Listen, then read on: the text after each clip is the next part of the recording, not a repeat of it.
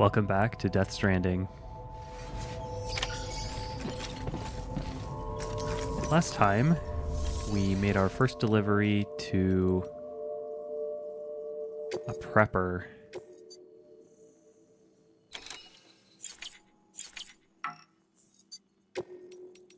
And we got some new blueprints, such as varying levels of power skeleton.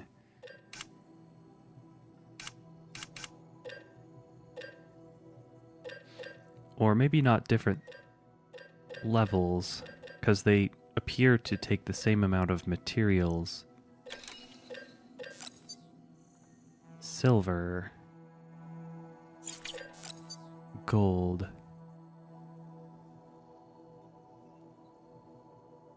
These look to be side grades. Unfortunately, due to the way the game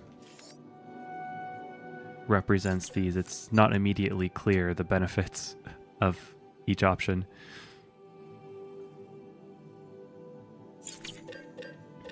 Nonetheless, we did get a power skeleton. And I see that we have some sort of fragile cargo.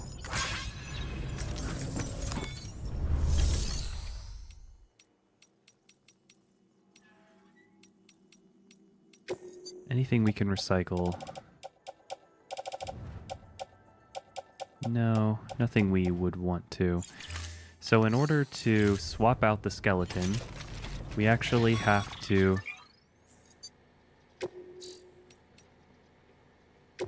unequip thing. It's going to drop... What? Yeah, remove cargo and equip. And how did that affect? Wow. That had a massive, massive effect.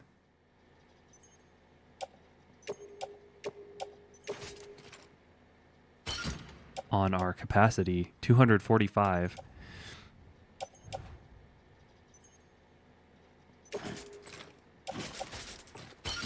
Now what do we do with the original support skeleton?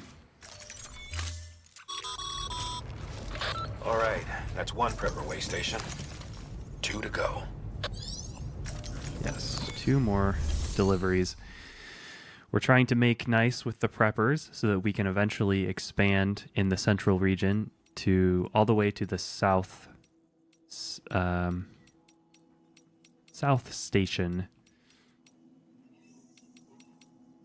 I think the best option for support skeleton will just be to recycle it. I don't think there's a need for it anymore. I certainly don't want to be lugging it around.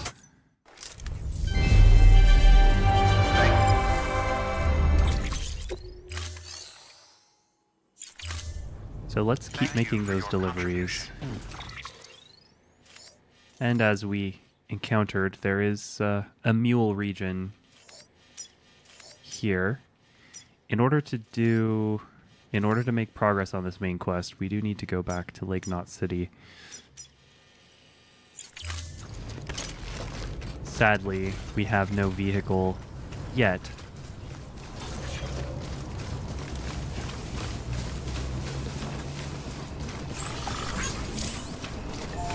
Weapons restrictions lifted. What is this? I think this is just a charging station? It's a generator, yes. But alas, we have nothing to charge. Except for our power suit, I guess.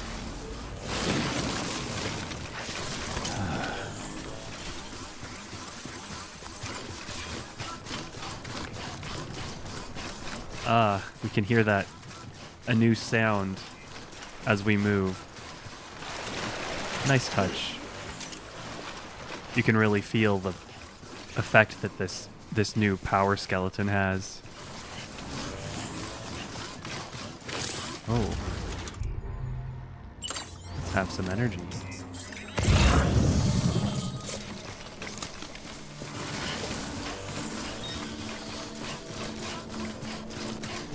I would like to just ignore the mules. Decoy cargo. So that's something we don't have. We have smoke grenades, right?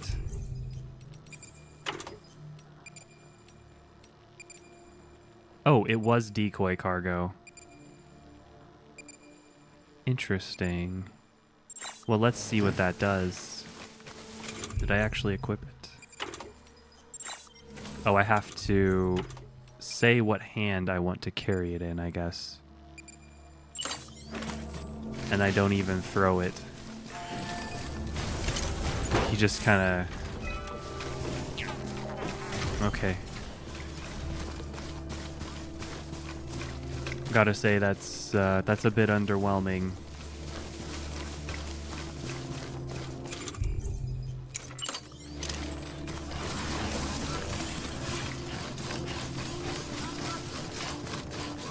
Now that's interesting. We took a drink from our canteen, and it actually healed us back up to max stamina. I thought we wouldn't be able to hit the cap. I thought we would need energy drinks for that, but I guess the energy drinks in the private room are the same as what's in our canteen.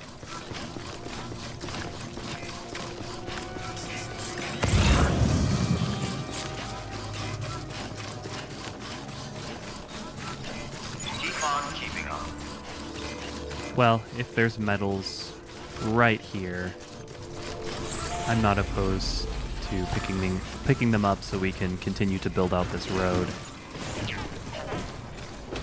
I just am really curious what this road really does and if it's worth the vast amount of resources.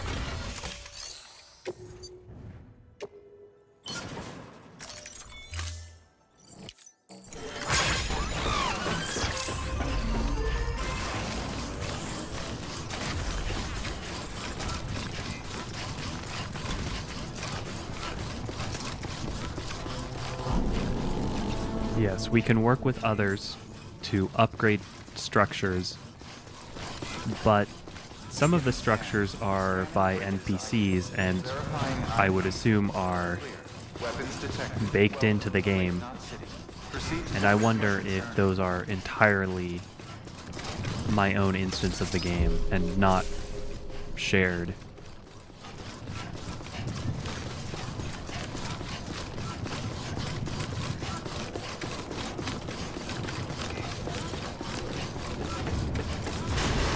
Well, we may not have a trike, but we sure do go fast with this new power suit, so that is nice.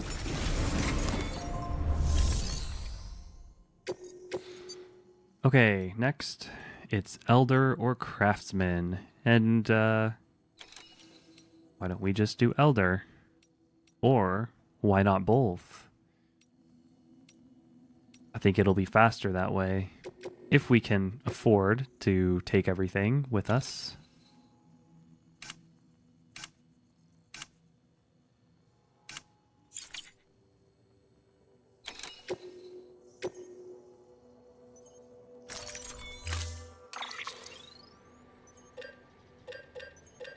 We don't really need a lot of tools so far. It's pretty flat out here.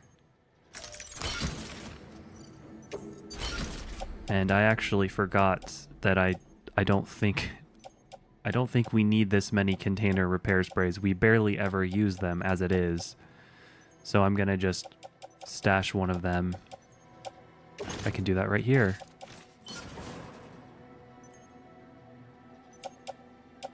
I can't auto-arrange cargo from this menu. That is unfortunate. Order assigned. That means I have to do this. I can't auto-arrange cargo at all. Since when did I lose the ability to do that?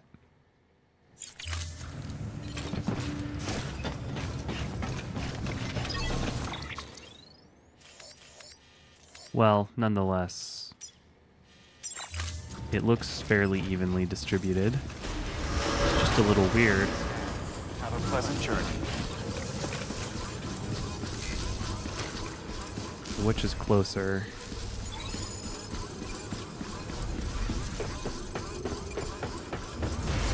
Technically, the craftsman is closer. Thank you. But I feel like going to the Elder will be better just because of how the terrain will work out.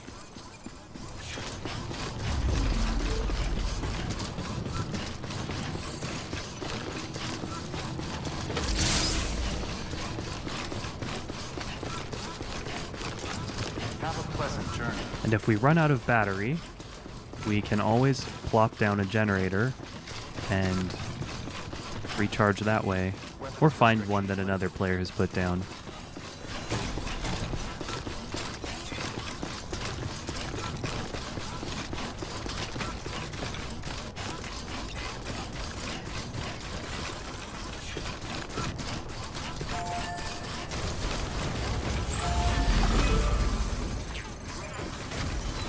Very flat. Now here's something I don't really understand. That elevation readout is telling us that it's a straight line there, but it's clearly not. It's clearly up a huge hill. I guess I may be... Oh, it does go up just a little bit at the end there. And we're getting pinged by mules again.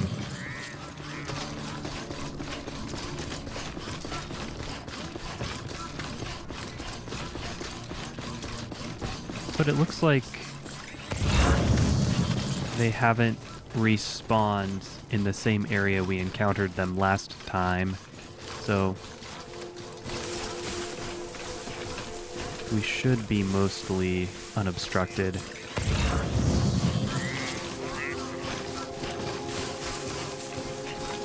The grass slows us down, although it does provide cover.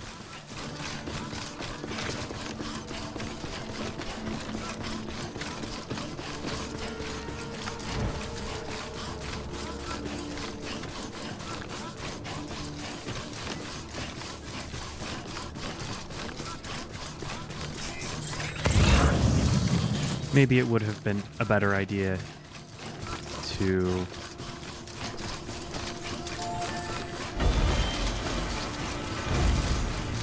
try to do everything in a single go. Ooh, 400 medals.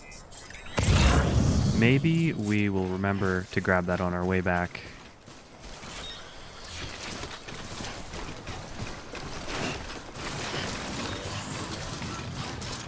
The tricky thing about these ladders is you don't press X to cross them, you just kind of walk on them.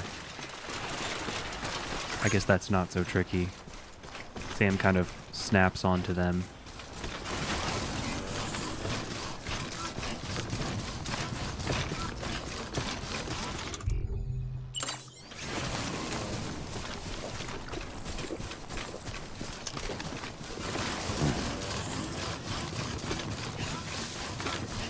I am noticing our power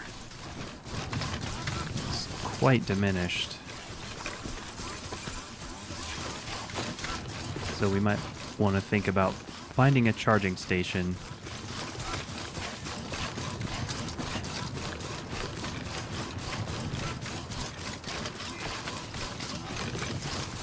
It's probably because I'm sprinting. Ah, haven't seen that before. So it starts to turn orange when we're running low on battery. Good.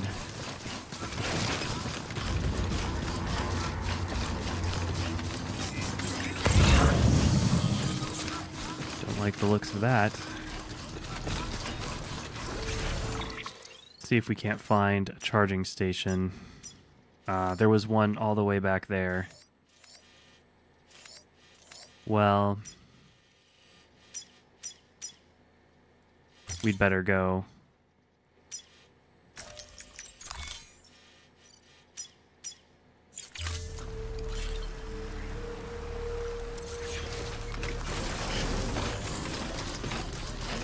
Better to use a player-created one than to create yet another one and take up more chiral bandwidth.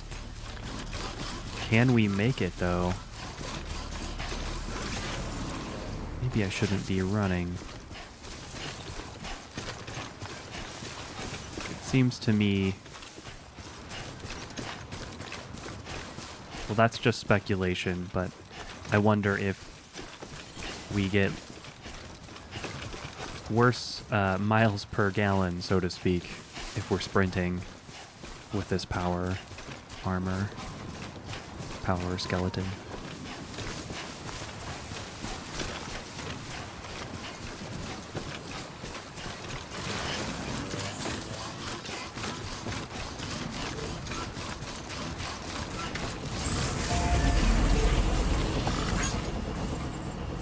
Two wheels up.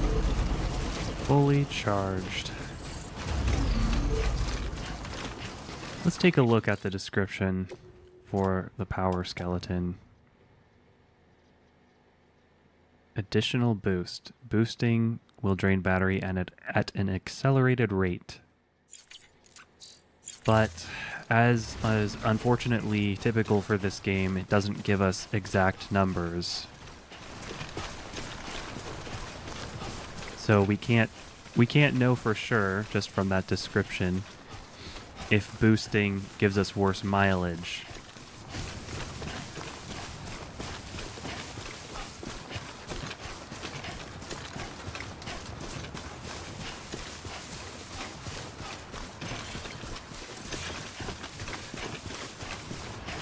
I'm not the biggest fan of that.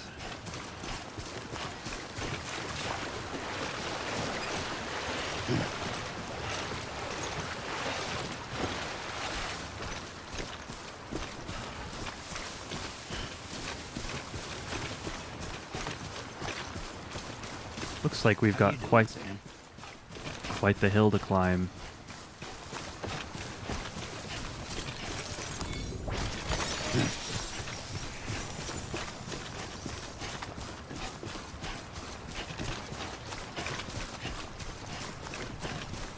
It would seem that walking without boosting indeed gives us better mileage.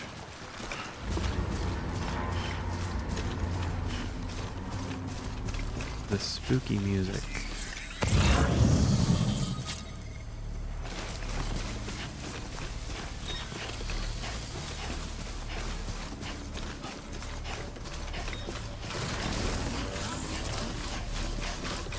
Maybe there's a way up that isn't going to be too tricky. Let's go on. Let's not sprint anymore. Fairly standard hill. And if we go up it, we're just going to be coming down on the other side. So we actually might be better off. That looks like a pretty deep trench there. I'm not sure we want to go from that direction. Let's see if we can't get up, find a path up here and then down on the other side. The power suit definitely makes things easier. Oh, good to know. I actually didn't know we could hold A to climb.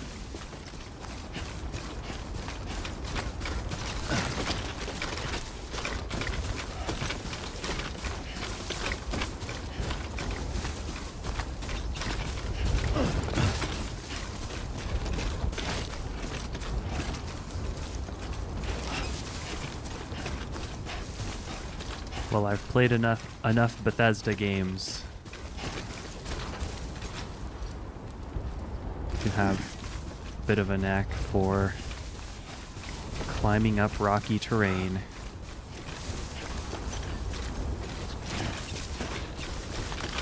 This looks like a spot for a ladder, but let's see if we need it. No, we don't.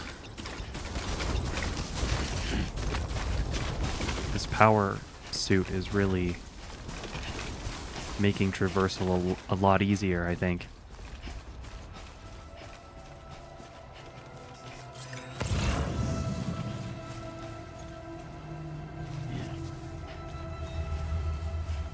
There we are.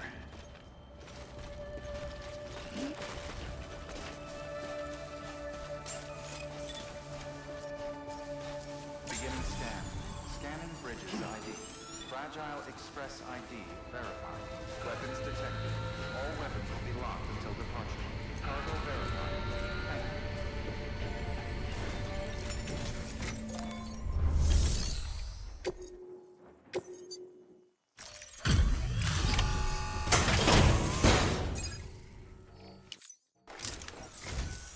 I've been expecting you.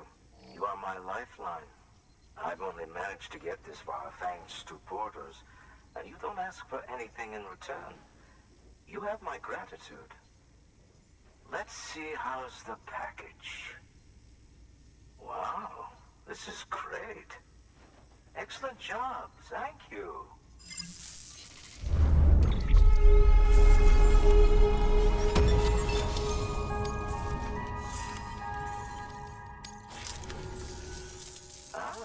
So you're here on behalf of Fragile Express. Please tell me you put the terrorists behind you. When Fragile, the daughter of the founder, started associating with other couriers, things started getting scary around here. Rumors say that she caused the explosion at Middle Knot City, and there's a part of me that believes it. Of course, she could be just another one of their victims. Are you connecting the chiral network? I don't mind a contract with Bridges, but I'm not going to join the UCA. Go ahead if you're fine with that.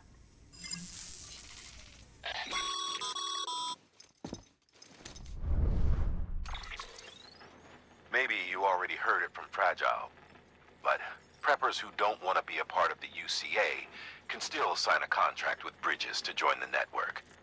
They get to use our delivery services and other basic chiral network infrastructure, much like our full members. Similarly, you'll be able to use their chiral printing facilities to replenish your supplies. They are not, however, obligated to exchange data with us. So don't expect them to share intel or help with the development of new tech. In an ideal world, everyone would be a part of the UCA, of course. But failing that, we want everyone to at least be a part of the network. They can always change their minds after the fact. The Cupid will interface differently with the terminal depending on the type of contract. So connect your Cupid to confirm.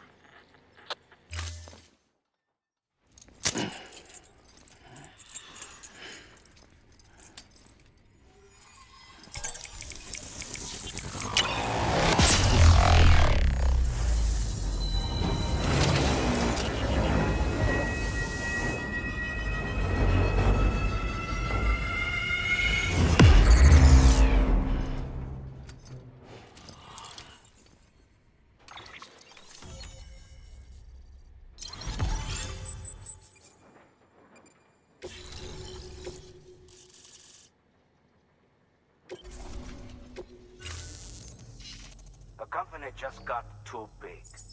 Times like these, we should all keep it close and tight. That goes for couriers, too. Otherwise, we'll just make the same mistakes. Republics, federations, coalitions, states, connecting all kinds of people together. It's just asking for trouble. Sorry. It's been a while since I last talked to anyone. Travel safe. See you around, then. Good work.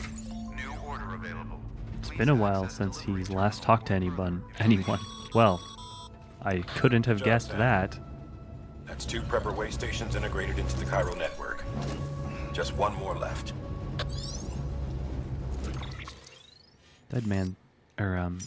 Die Hardman sounded a bit crusty. So there's another generator now that we're on the network. I think we'll be making use of that, or we could go here. It's right on the way. I think it's really entertaining how players have just gone and put these helpful little signs, like steep slope. It doesn't make a huge difference in gameplay, but it's just a nice little helpful item, I guess. just to give you some idea of what the terrain is like. And without the other players doing that, you would never know. Well, you just have to find out for yourself. So let's hit up... Oh, I wanted to clear all of the markers. Let's hit up that generator first. And make our way all the way over to the craftsman. We have a rather sizable river crossing, so we'll have to see what we do about that when we get there.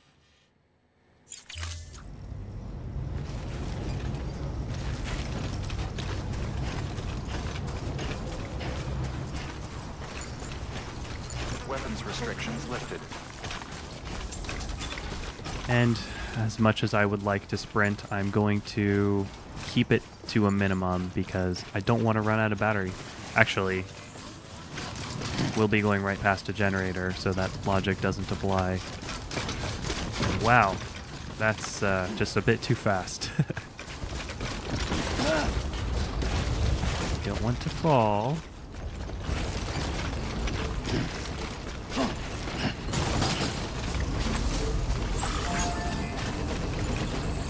All charged up.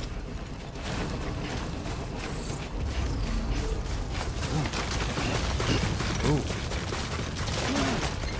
Sometimes we get going just a bit too fast. Avoid the mule posts.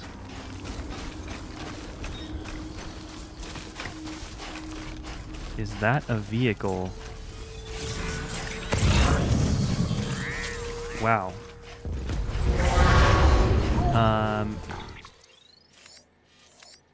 I am not liking this route too much. And look at that. There's a truck, which must be driven by mules. Interesting. I've not seen that so far. Well, let's give this a fairly wide margin. It looks like that truck... Please tell me it's not coming straight for us. Let's make use of our... Where is it? Did we really only get a single use of that smoke package? I think we did. Unfortunate. Well, now we know. So, I think I'm just gonna zap this guy.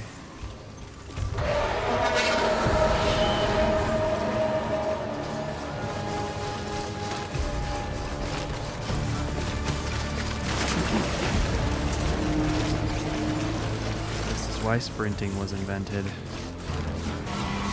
good a time. Oh my goodness. That is menacing. Can they actually catch up with us? We just keep running. Put my weapon away so we get full speed.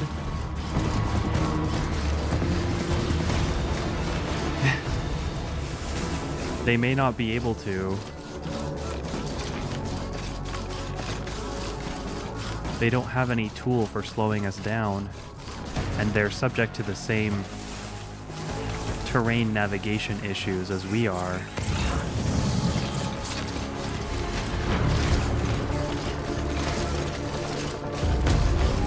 However, we do have to navigate this crossing, and it's looking not too bad. You always want to contest the enemy at a river crossing.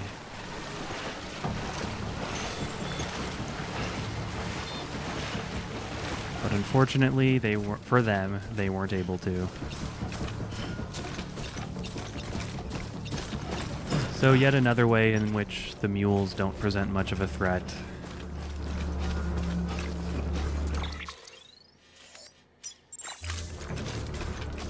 And I see some ominous-looking strand-like structures as well as a rainbow.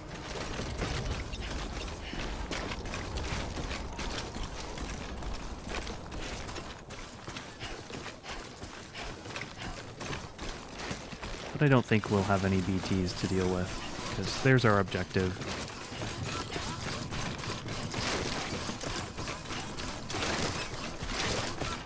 That power armor really made it a lot easier to avoid the mules, but yes, it's another way in which the mules aren't much of a threat. If we can just run, just go ahead and run. We only need to fight mules if their running isn't an option, or if we want their sweet loot, which so far in my experience they haven't really given us anything of value.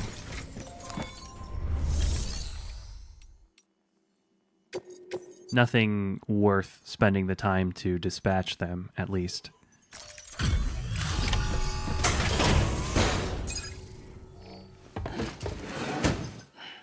Delivering cargo. You're not with Fragile Express, are you? Oh, I get it. Bridget is using their IDs to complete the delivery. Well, good work, son. I'll take that off your hands. Package looks... brand new. Wow. Been a while since I've seen cargo in such good shape. Thank you kindly. I know it couldn't have been easy. It seems like how those conversations work is there's kind of a set reaction based on the condition of the cargo, and then if there's anything that they actually have to say that's interesting, it happens after this screen.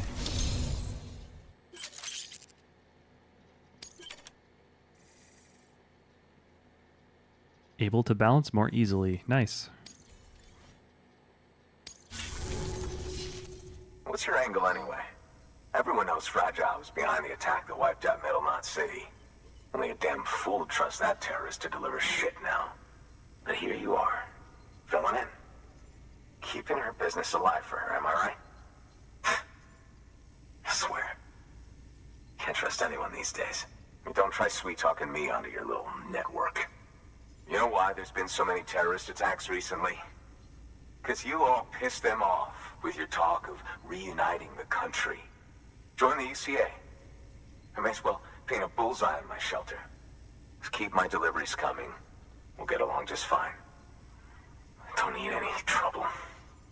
Though I will say, I appreciate these hematic grenades of yours. Quality work, gotta admit. Not the sort of equipment the UCA ought to keep to itself. There's a lot of freelance porters operating in these parts, after all.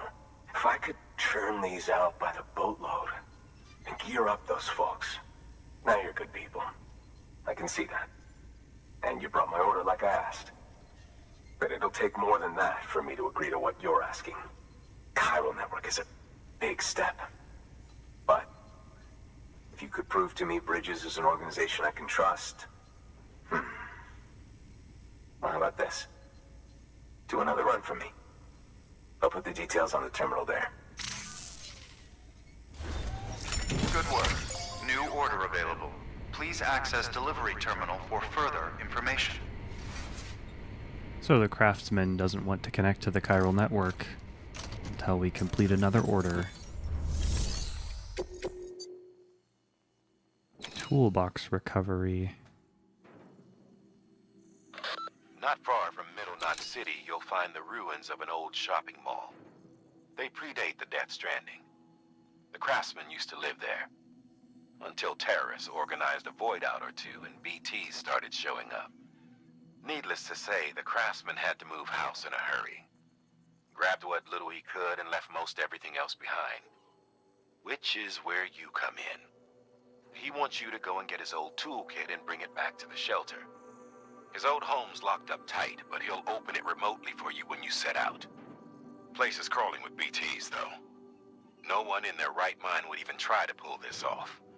But if you can, then the old man might finally realize Bridges is only trying to help. I think we'll take this on.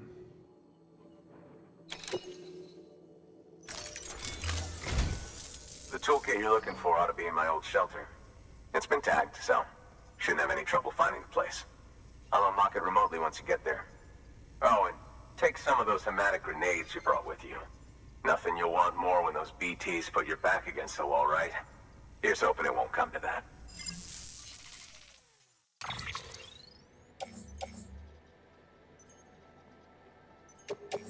Free porter boots.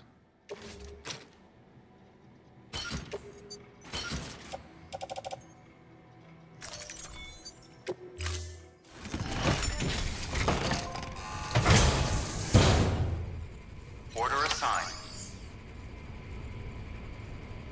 Well, it looks like this could be a bit of a challenge since we'll be dealing with a bunch of BTs, so I think we'll leave it off there, and we'll come back next time and take on this mission. So see you next time with more Death Stranding.